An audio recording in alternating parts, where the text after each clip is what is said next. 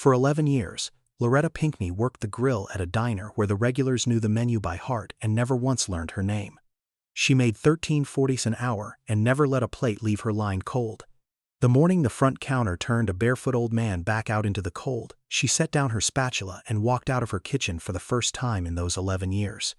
She did not know what the old man had carried folded in his coat for 38 years. He did not know the diner he had wandered into belonged to the one family he had spent those years trying to find.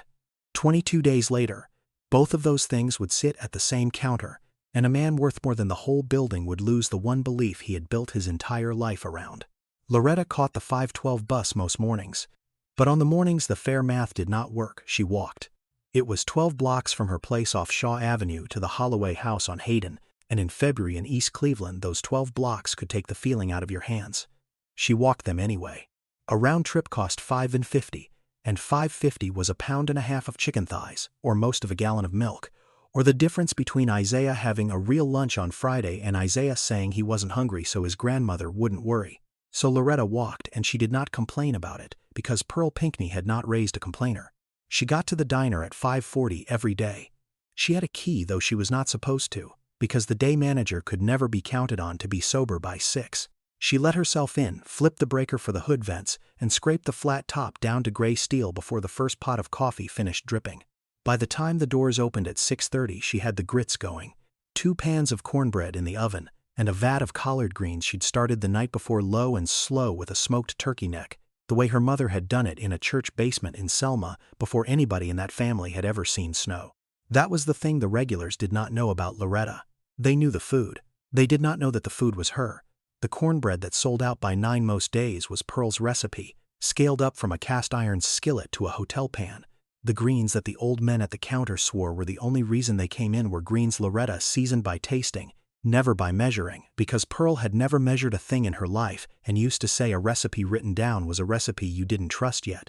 Pearl had come up from Alabama in 1961 with 2 changes of clothes and a daughter on the way, part of that long river of people who left the South looking for a wage and a door that would open. She'd cooked in other people's kitchens for 40 years and had died at 66 without ever owning one. She left Loretta 2 things. She left her the recipes, and she left her a sentence she'd said so many times over a hot stove that Loretta could hear it in her sleep. Everybody you wait on is somebody. You remember that, and you'll never be able to do this work mean. Loretta had remembered it. For 11 years she'd remembered it, and it had cost her money she did not have. Because there was a thing Loretta did that nobody at the Holloway house knew about, not the day manager, not the regulars, not the company.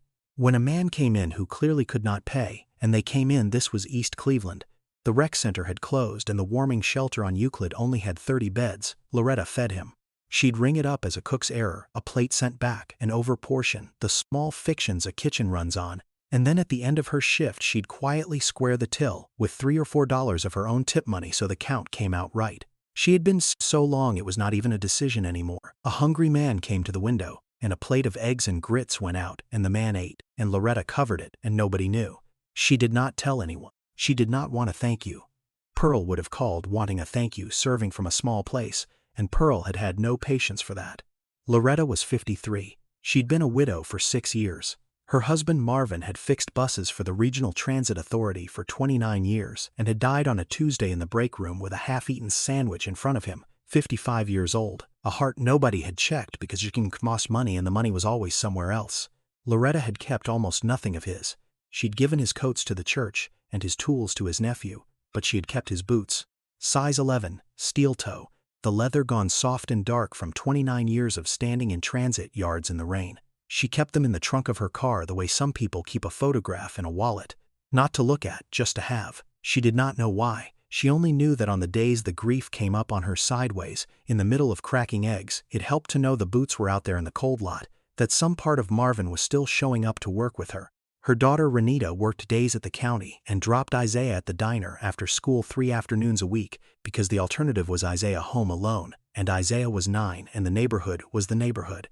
So he sat at the end of the counter, on stool 4, doing long division with a pencil he chewed flat, and Loretta fed him grilled cheese cut on the diagonal and told him to mind his business when he asked too many questions, which was always. He was a good boy. He noticed things. That would matter later more than anyone could have known. This was Loretta's life, and she did not think of it as hard, exactly, because hard was a comparison, and Loretta did not have the time or the inclination to compare. She took a stove, a grandson, her mother's recipe, and her mother's rule. She showed up at 5:40 and she walked when she had to, and she fed the men who came to the window, and at night she went home to a quiet apartment and slept hard and got up and did it again. She was, by every measure the world keeps, invisible. And she was, in the only measure that turned out to matter, exactly where she needed to be. The man who owned the building Loretta cooked in had also once walked these streets with the cold in his shoes, but he had built his whole life so that nobody would ever know it. Ezra Holloway was 47 years old, and his name was on 210 doors. Holloway House had started as a single lunch counter on Kinsman that he'd bought at 26 with a loan he should never have qualified for, and a stubbornness he'd had since he was a child.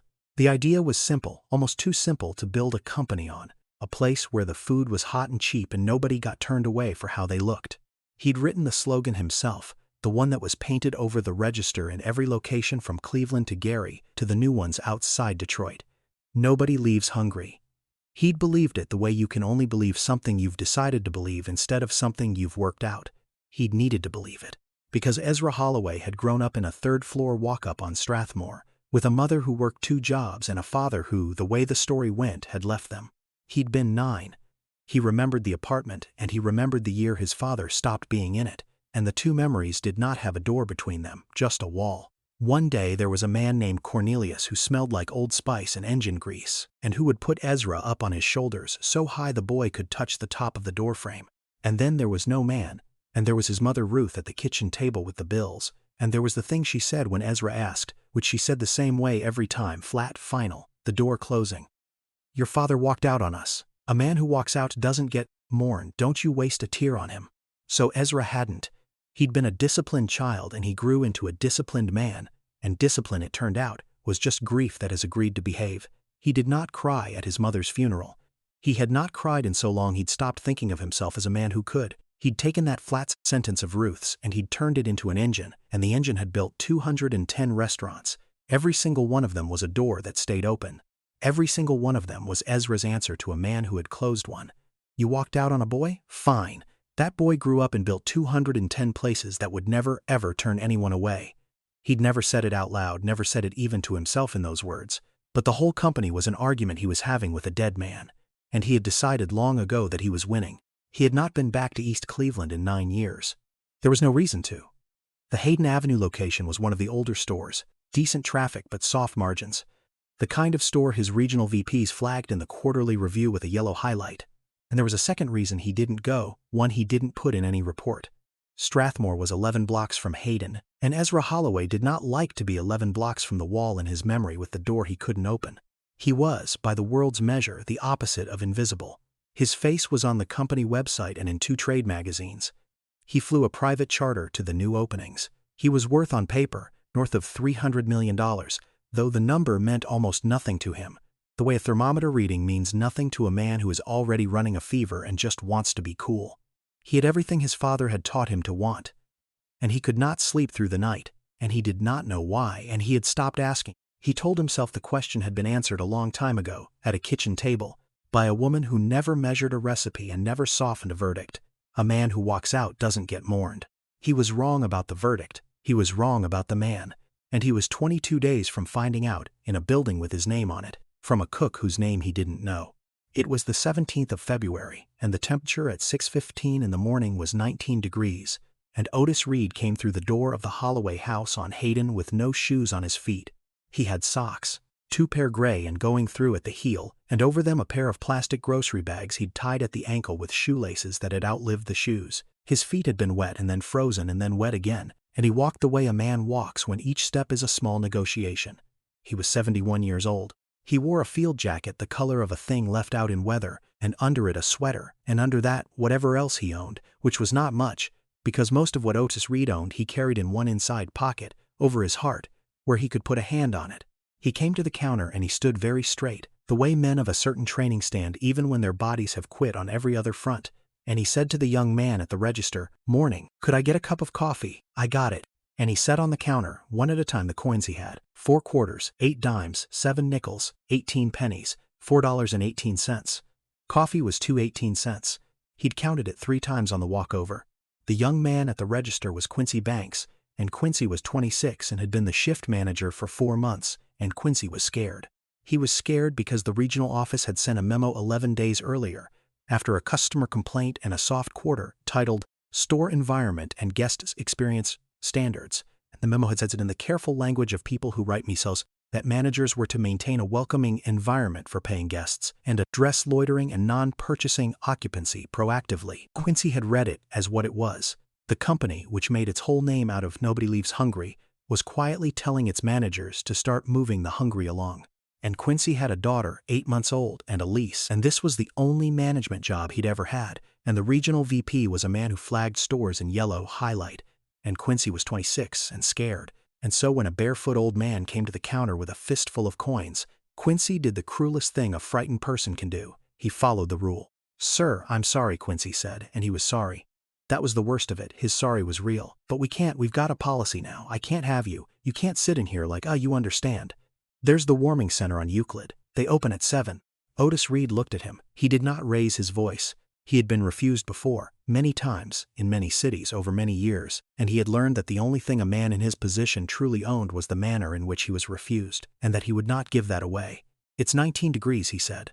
"I got the money. I'm asking for a cup of coffee." "I know, I'm sorry, I can't." Otis nodded, slow, like he was filing it. He began without hurry to gather his coins back up off the counter, one at a time, the 4 quarters first, then the dimes, his hands not working well in the cold, and the line behind him looked at the floor and the ceiling and their phones the way a room full of decent people will when something is happening that they have agreed, collectively and silently, not to be the one to stop. Loretta heard it from the kitchen. She heard it the way you hear your own name in a crowd, some channel that's always open. She heard 19 degrees, and she heard I got the money, and she heard the particular quiet of a room that has decided to let something happen.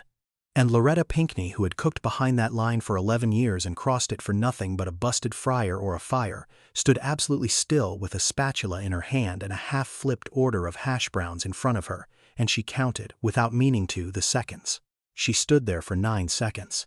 Then she set the spatula down on the rail, and she pushed through the swinging door, and she walked out into the front of the house in her stained apron and her hairnet. And she did the thing that 22 days later would reach all the way up to a man worth $300 million and pull the floor out from under him. She walked past Quincy. She did not look at Quincy. She came around the counter to where Otis Reed stood with his coins half gathered, and his bagged feet and his straight back, and she said in the voice she used for Isaiah when he'd skinned a knee and was trying not to cry, "Baby, you come sit down. Come on now. Sit right here." And she put her hand light on his forearm, the way you hold something fragile, and she steered him to stool 4, Isaiah's stool, the warmest spot at the counter, because it sat over the dish machine vent, and she sat him down. "Loretta," Quincy said. His voice cracked on the second syllable. "Loretta, the memo." "I read the memo, Quincy. Then they'll have to come down here and do it to my face," she said. Not loud, still not loud, "because I am not standing in Pearl Pinkney's kitchen, and it is hers, baby. I don't care whose name is on the door. This is her kitchen. I am not standing in here and watching a grown man pick pennies up off a cold counter. Now you can call whoever you want to call. Go on, I'll be cooking." And she went back through the swinging door, and she made Otis Reed a plate. Not a small plate. 3 eggs over medium, a double scoop of grits with a pool of butter in the middle, 4 strips of bacon, 2 squares of Pearl's cornbread, and a bowl of the greens because greens were good for a cold body. She poured him coffee in a heavy white mug and set the whole thing in front of him herself. And when he reached for his coins, she put 2 fingers on the pile and slid it gently back across the counter to him. "Put your money up," she said. "This one's on the kitchen." Otis looked at the plate, and then he looked at her, and something moved in his face that he worked hard to keep from moving. "Ma'am," he said, "I can pay." "I know you can. I can see you can. That's not what this is." She wiped her hands on her apron. "My mama used to say everybody at your counter is somebody, so whoever's somebody you are, they'd want you to eat. Go on, before it's cold. I don't send out cold plates." He ate. He ate slowly, the way a careful man eats when he isn't sure when the next one is coming. And Loretta went back to her line and worked the breakfast rush and did not hover because hovering was its own kind of small place. But she watched him from the window, and she saw, as the warmth came back into him the moment his shoulders came down off his ears. And she saw, when he thought no one was looking, the way his hand kept going to his chest, to the inside pocket of the field jacket, pressing flat against it, checking, the way you check for a thing you cannot afford to lose. When the rush thinned, she came back out with the coffee pot and topped him off and noticed his feet under the counter, the plastic bags, the gray socks gone through, the blue at the tips of his toes that had not all the way come back. And Loretta thought of the trunk of her car and the boots that had been out there in the cold lot for 6 years showing up to work with her. And she did not let herself think about it any further than that, because if she'd thought about it, she might have talked herself out of it.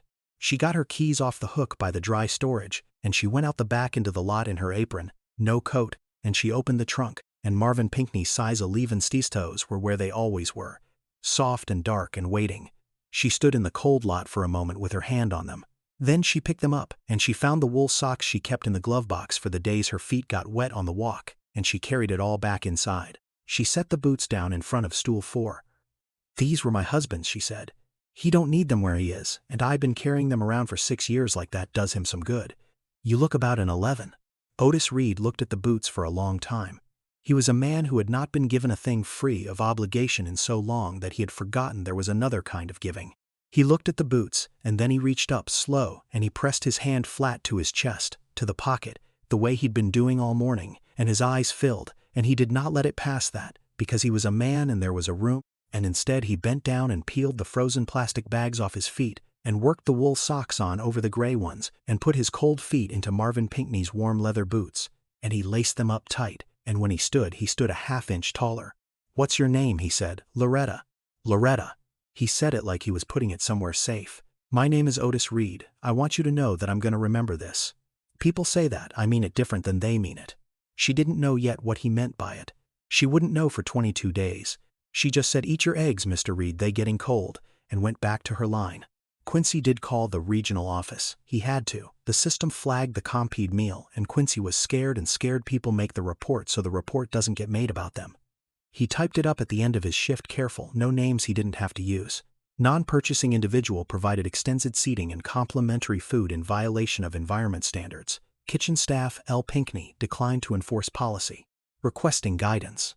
He hit send at 2:47 in the afternoon, and the report went up the chain the way reports do, from the store to the district to the region, gathering a yellow highlight on the way, until 11 days later it landed in front of the one man in the company who, if he had known what he was reading, would have driven through the night to get to that counter. He did not know what he was reading. He read it as a line item.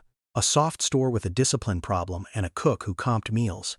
Ezra Holloway initialed the report, wrote, "Will address on-site visit" in the margin, and put it in the stack for his East Cleveland trip, which he had been putting off for 9 years and could put off no longer because the numbers were the numbers and the VPs were the VPs, and a man cannot run from 11 blocks forever.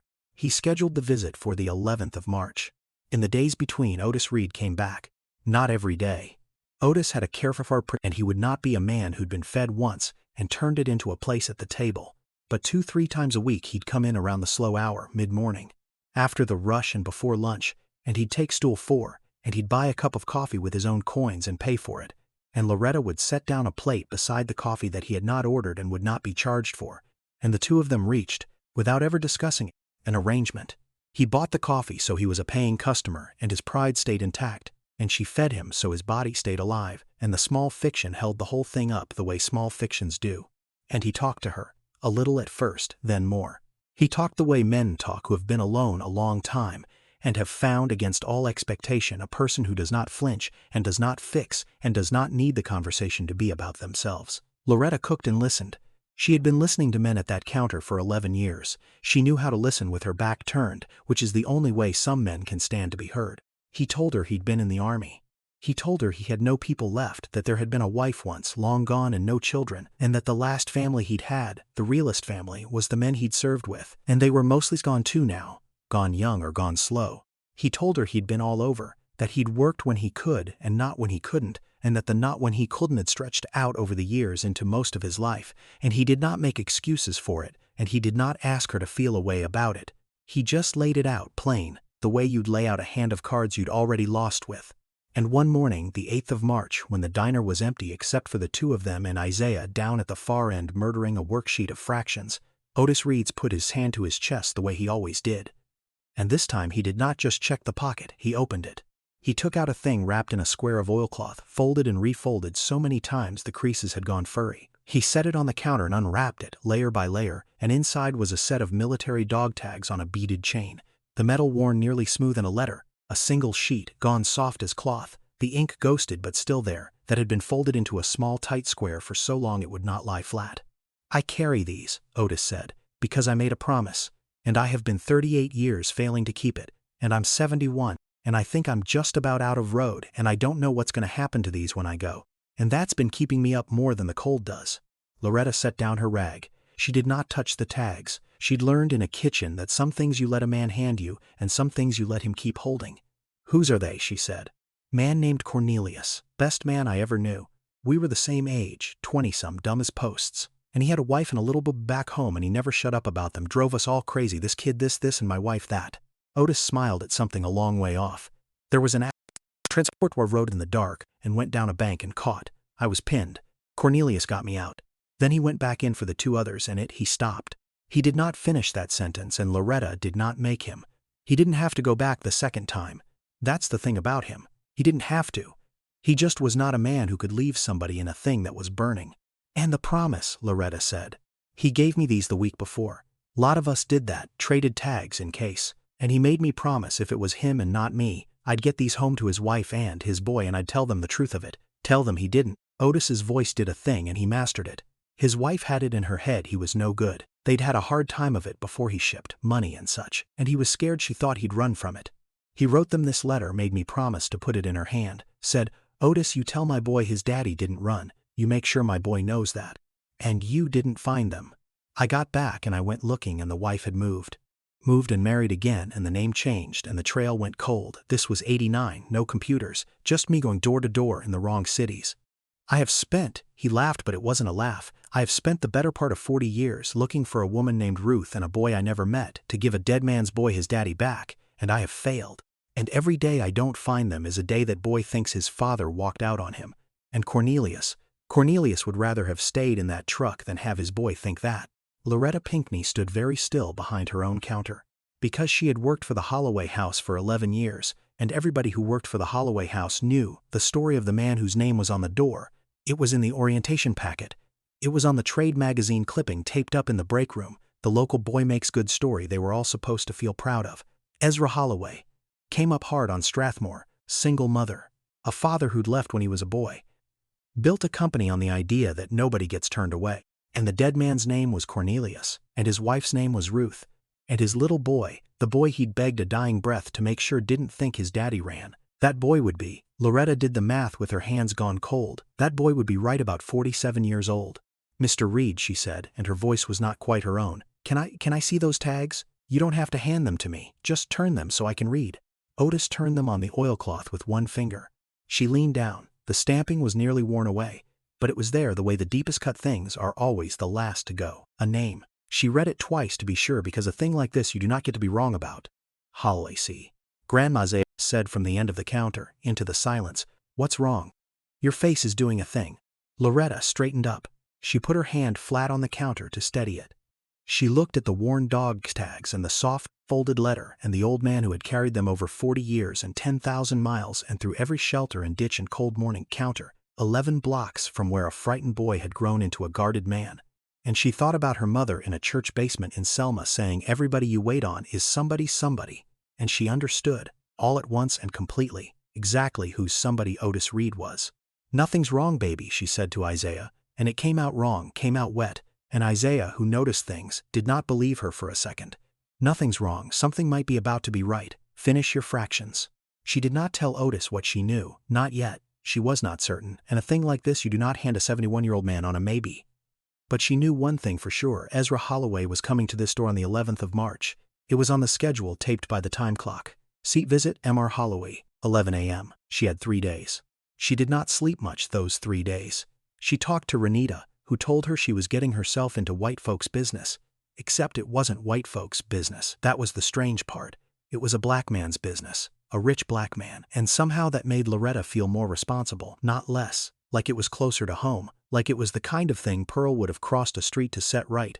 She talked to nobody at work because she didn't trust Quincy not to make a report out of it.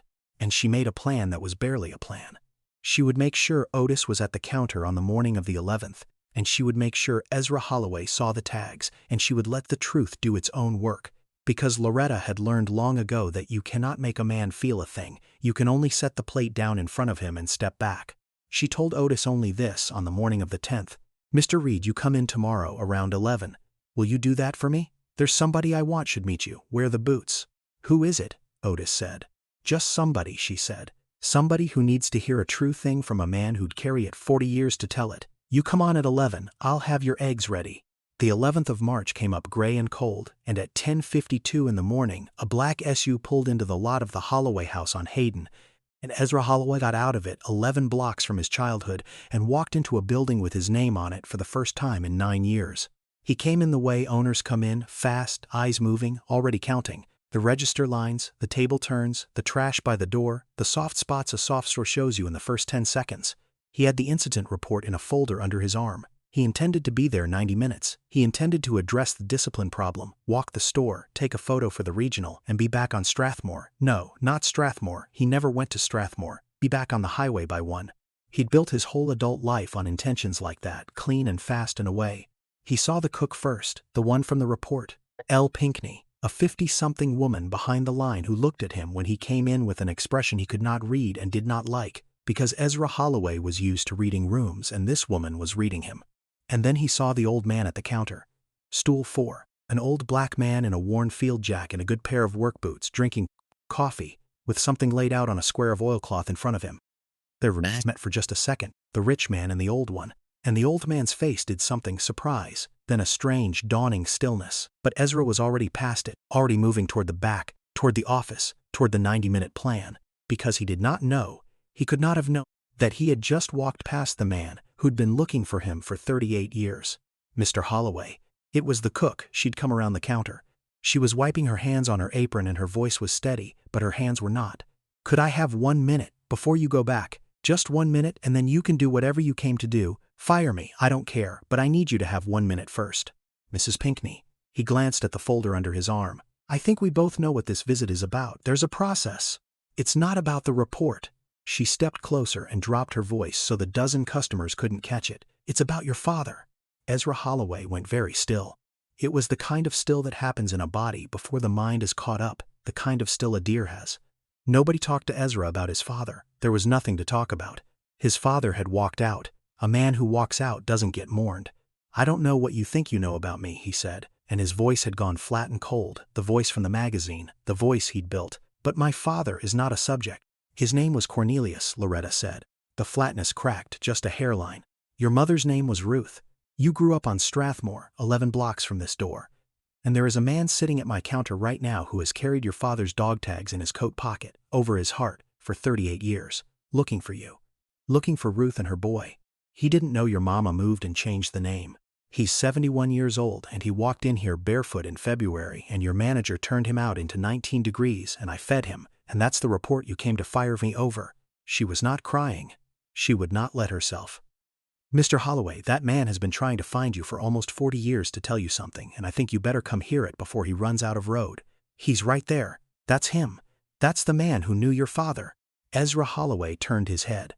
He looked down the counter at the old man on stool 4, who was already looking at him, who had been looking at him since he walked in, who now rose slowly to his feet in Marvin Pinkney's boots, and stood the way men of a certain training stand, straight, even when the body is quit on every other front, and who said, across the length of a diner gone quiet, in a voice that shook for the first time all morning, "You got his eyes, Lord, you got Cornelius's eyes exactly." For a moment Ezra Holloway did not move. He stood without moving for what Loretta would later swear was a full minute. Though it was probably 11 seconds, the same 11 seconds it takes for a held breath to become a thing you have to decide about. And then, because some pull is older than discipline, he walked down the length of the counter to where Otis Reed stood, and he stopped in front of him. And Otis reached down to the oilcloth with hands that were not steady and picked up the worn dog tags and held them out across the space between them. "My name is Otis Reed," he said. "I served with your daddy, and I have a thing to tell you that I promised him I'd tell you. And I'm 38 years late, and I am sorry for that, son. I am sorrier than I can put into a sentence. But I'm going to keep my promise now, if you'll stand here and let me." Ezra Holloway took the dog tags. He held them in his palm, the worn metal, the beaded chain, and he turned them to read the stamping the way Loretta had, twice to be sure. Because a thing like this you do not get to be wrong about, and there it was, the deepest cut letters, the last to go. Holloway C. He didn't leave you, Otis said. That's the first thing, and it's the only thing that matters, and I need you to hear it before anything else. Your daddy did not walk out on you, he shipped out. He was trying to make money for you and your mama, and there'd been hard words before he went. Money words, and he was scared to death your mama'd think he ran from it. There was an accident. A transport went off the road in the dark, went down a bank and caught fire. And your father, Cornelius Holloway, pulled me out of it with his own hands. And then he went back in for 2 more men, and the second time he went back in, he didn't come out. Otis's tears were running now, and he let them, openly, the way a man cries when he's been holding it 38 years, and the holding is finally over. He died saving 3 men he wasn't required to save. Because he was not a man who could leave somebody in a thing that was burning. And the last thing he said to me, the last thing, was about you. He said, Otis, you tell my boy his daddy didn't run. You make sure my boy knows that. And here, he fumbled with the oilcloth with the soft folded square of paper. He wrote you a letter. He wrote it the week before, in case. I have carried it 38 years and never let it get wet and never let it get lost and never given up looking, because I gave a man my word in a burning truck, and a man's word is the only thing the world can't take off him. He put the letter in Ezra Holloway's hand. Ezra unfolded it. It would not lie flat. The ink was ghosted and the creases were furry, and the hand was a young man's careful print, a man writing slow so it would be legible, a man who had not had much schooling and was working hard at the only letter that would ever matter. Ezra read it standing up at the counter of a diner with his own name on the door, 11 blocks from the apartment where a 9-year-old had once been told not to waste a tear, and the whole room watched a man worth $300 million read 40 words from a dead man and come completely apart. For the first time in 38 years, Ezra Holloway cried. Not the way grief is in the movies, not a single handsome tear. He cried the way it sounds in kitchens at midnight, the way it sounds when something that has been held shut by main force for most of a life finally gives. Ugly and heaving and silent at first, and then not silent at all, a sound that made the customers look away and made Loretta come around the counter, 9 years old, slide off stool 4, and stand there not knowing what to do with his hands. Ezra Holloway put the dog tags to his chest, and the letter to his chest, and he bent over the counter his father's friend had been fed at, and he wept for a man he had spent his whole life refusing to mourn, the man he had built 210 doors to spite, the man who had never closed a door in his life and had died because he could not leave somebody in a thing that was burning. His mother had been wrong. The flat sentence at the kitchen table had been wrong.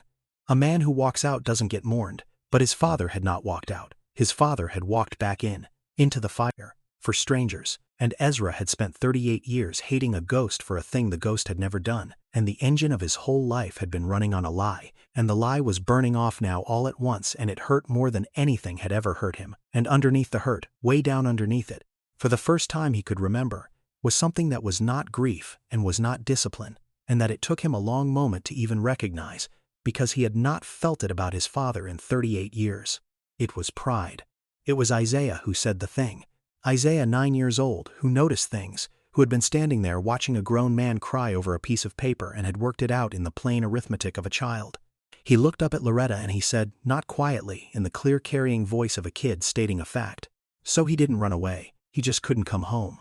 And Ezra Holloway, through everything, heard it, and it undid him completely, because it was exactly right. It was the whole thing in a child's 8 words. And he reached out one hand without looking and found the boy's shoulder, and he held on to Isaiah's small shoulder like a man holding onto the edge of something while it stops moving. What Ezra Holloway wanted to do in the first hour after was write checks. It was the only language he had for love, because it was the only language his life had taught him. He wanted to put Otis Reed in the finest assisted living facility in the county. He wanted to hand Loretta Pinkney a sum of money that would have made her sit down on the floor. He sat in the cramped back office of the Hayden Avenue store with his father's dog tags around his neck and his father's letter flat in a Ziploc bag where it could finally rest, and he started, the way drowning men start, to reach for the thing nearest his hand, which was his checkbook. Loretta would not have it. Mr. Holloway, she said, and she'd sat herself down across the little desk from him, because some conversations you do not have standing up. I'm going to say something and I need you to hear it the way Mr. Reed made you hear him. You cannot pay for this. Not because it's not worth money. It's worth more money than you have, and you have a lot. You can't pay for it because the second you pay for it, you make it a transaction, and then it's the kind of thing your daddy's friend has been refusing his whole life. You saw him put his coins back up off that counter. That man would rather freeze with his pride than be warm with a handout. So whatever you do for him, you do it as a debt of honor, not a charity. You understand the difference? I think you've been understanding the difference your whole life and calling it something else. Ezra Holloway looked at the cook across the desk. What do you suggest then? I suggest you ask him. So Ezra asked him. He went back out to stool 4, where Otis sat with a fresh cup of coffee Loretta had set down unasked, and he pulled up a chair and he sat with the old man, not above him, level. And he said, Mr. Reed, I'd like to do something. And she's right that I can't just write you a check because you'd give it away or you wouldn't take it, and either way it'd be me solving my feeling instead of doing you any good. So I'm asking, what do you need? Not what you'd accept, what you need. Otis Reed thought about it for a long time. He was not used to the question. I'm tired, he finally said. I'd like to be warm. I'd like a door I can lock. And I would like, his voice caught. I would like to not be useless. A man's got to have something to get up for. I'm 71 and my back's bad, but my hands work and my head works. And I can't sit in a nice room you pay for and watch the TV till I die. That'd kill me faster than the cold. Then here's what I'm offering, Ezra said. And as he said it, he understood he was not making it up. He was finally building the thing his father had died for and his whole company had been pointing at without his knowing. There's a veterans transitional housing program 2 miles from here. I've been writing them a donation check every December for 9 years and never once gone to look at it. I'm going to fund it properly now, real money, and you're going to have a place there, your own door, your own lock. That's the warm part, and it's not charity. It's the least this company owes a man who served. And the other part, I want you here, at this store. 3 days a week, whatever hours your back can stand, sitting right there at that counter, talking to the men who come in cold the way you came in cold, because they trust you. They'll trust a man who's been where they are. You'd be. He reached for it. You'd be the reason nobody leaves hungry. I've had that painted over the register for 20 years and I never knew what it cost. You know what it costs. So you'll be on the payroll, real wage, real job, and your job is to make sure my father's friend is never turned away from a Holloway house again, and neither is anybody who looks like he did when he walked in here. Will you take that? Not as a gift, as work, as a job that needs doing that nobody but you can do. Otis Reed sat with it. Then he put out his hand, the hand that had carried the tags 40 years, and he shook Ezra Holloway's hand and he said, I'll take the job. For Loretta it was harder, because Loretta had not done it for a job and the idea of getting paid for it sat wrong in her stomach. Ezra came back to her at the line. And you, he said, Miss Pinkney, you broke a policy and you were right and I was wrong. My company was wrong. That memo was wrong. And I've already called the regional office and killed it. It's dead. It never existed. But that's just me undoing a wrong thing. I owe you a right thing. You've been comping meals out of your own tips for how long? I don't know what you're.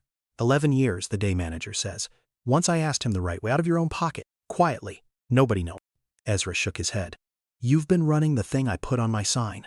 For free, while I flew around in a charter telling people about it. So here's what's happening, and I'm not asking. This part I'm not asking. You're not a line cook anymore. You're the kitchen director of this store, and your wage reflects it, and the first thing you're going to do as kitchen director is build me a program. A real one, with a real budget, my money not your tips, where anybody who comes to this counter hungry, anybody, gets fed, no coins, no questions, no memo. You've been doing it for free for 11 years. Now you're going to do it on purpose, and you're going to teach the other 209 stores how. Loretta Pinkney looked at the man for a long moment. Then she said the only thing Pearl would have let her say. I don't take what I haven't earned, Mr. Holloway. I know you don't, he said. That's the whole reason I'm offering it. You earned it 11 years ago. I'm just slow. They called it the Cornelius Reed table. Ezra had wanted to name it for his father alone, but Otis wouldn't have it, said Cornelius wouldn't have wanted his name up on a thing by itself, said put both names on it or neither, and so it carried both their names. The man who went back into the fire and the man who carried the proof of it for 38 years. At every Holloway house, in all 210 of them, there is now a rule that overrides every other rule, the only rule in the company that a regional VP cannot soften with a memo. At the Cornelius Reed table, anybody who is hungry eats. No purchase, no questions, no moving along. Veterans first, always but not only. Loretta wrote the whole thing herself, the budget and the training and the plain language of it, and she did it on company time at a company desk and let herself, for the first time, be paid for the work of her own good heart. In the first year, the company's own count, and Ezra made them count it honestly, no rounding for a press release, was a little over 90,000 meals served at the Cornelius Reed table across the chain. Loretta did not love that number, because she said a number like that just told you how many people were hungry, and that was nothing to put a bow on.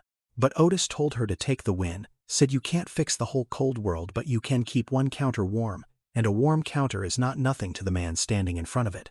Quincy Banks did not get fired. Ezra thought about it on the drive home that first day, thought about the frightened young man who'd followed a cruel memo, and then he thought about a frightened young man on Strathmore who'd grown up to follow a cruel sentence for 38 years, and he found he did not have it in him to throw a scared kid away for being scared. He sat Quincy down himself. He told him the whole story, the truck and the fire, and the tags and the letter. And then he said, "You turned my father's best friend out into the cold because you were afraid of losing your job. I understand being afraid. I've been afraid my whole life and called it discipline. But I need you to know what fear cost this one time so you'll know what it costs every time. You don't have to be brave for the company was wrong. You have to be brave for the man at the counter. That's the only person the rule was ever supposed to protect." Quincy became in time one of the best managers the chain had, the kind who'd stay 45 minutes past close to make sure a man had somewhere to go. People who have been forgiven for the worst thing they've done make either the worst people or the best ones. Quincy went the right way. Otis Reed got his door and his lock and his own warm room, and 3 days a week he sat at the counter of the Hayden Avenue store on the stool he'd been turned away from, and he drank his coffee and he ate the plate. Loretta sat down unasked, and he talked to the men who came in cold. He was good at it in a way no training could have made him. He knew when to talk and when to just sit, when a man needed a story and when a man needed silence and a hot meal and to be left his pride. He'd been that man, he'd come in barefoot. He told them so, and that was the thing that opened them up. Not that a counselor cared, but that the old man behind the coffee had stood exactly where they were standing, in plastic bags tied at the ankle, and had been turned away and had been fed by a cook who crossed a line, and look at him now. He became on Hayden Avenue something the neighborhood had not had in a long time, an old man who had made it through, sitting in a warm place with time for you. And Ezra Holloway changed, slowly, the way real changes come, not all at once. He kept the dog tags on under his shirt. He went finally to Strathmore, stood on the sidewalk outside the third-floor walk-up, and felt the wall in his memory turn at long last into a door, and walked through it. He started sleeping through the night. He came to the Hayden store more than his VPs could account for, and they assumed it was the program, the press, the optics, and they were wrong. He came to sit with Otis Reed, who was the closest thing to his father that walked the earth, and to be, for an hour at a time, somebody. The boots are still there. Loretta started it, and then it spread, the way her mother's recipes had spread from a skillet to a hotel pan to 210 stores. By the kitchen door of every Holloway house now there sits a pair of good work boots, laces tied, kept ready, in a few common sizes, for whoever comes in next with none. Marvin Pinkney's size 11s were the first. Otis still wears them, and says he'll wear them till they fall apart, and then he'll be buried in whatever's left, because a man should be buried in boots that walked him out of the cold. And when a new pair gets put by a new kitchen door in a new store, nobody makes a speech about it. It's just understood, it's just the rule. Somebody might come in barefoot. You keep boots by the door. Pearl Pinkney came up from Alabama in 1961 with 2 changes of clothes and a daughter on the way and never owned a kitchen in her life, and she'd be hard to impress, that woman. She was hard to impress about everything. But Loretta likes to think that if Pearl could see the 210 counters where nobody leaves hungry now, and the boots by every door, and her own daughter's name on a kitchen director's badge, she would not make a fuss because Pearl never made a fuss. She'd just nod once and say the thing she always said, the thing she said over a hot stove in a church basement to a little girl who'd grow up to cross a line for a barefoot stranger. Everybody you wait on is somebody. She was right. She was so completely right that it built a company and saved a man and gave a son his father back. Otis Reed turned out to be Cornelius Holloway's somebody, and Cornelius turned out to be Ezra's, and Ezra turned out to be the somebody who could finally make a dead man's last words true. And it all turned on a 53-year-old cook who made $13.40 an hour and decided, in the 9 seconds she stood holding a spatula, that she would not work mean.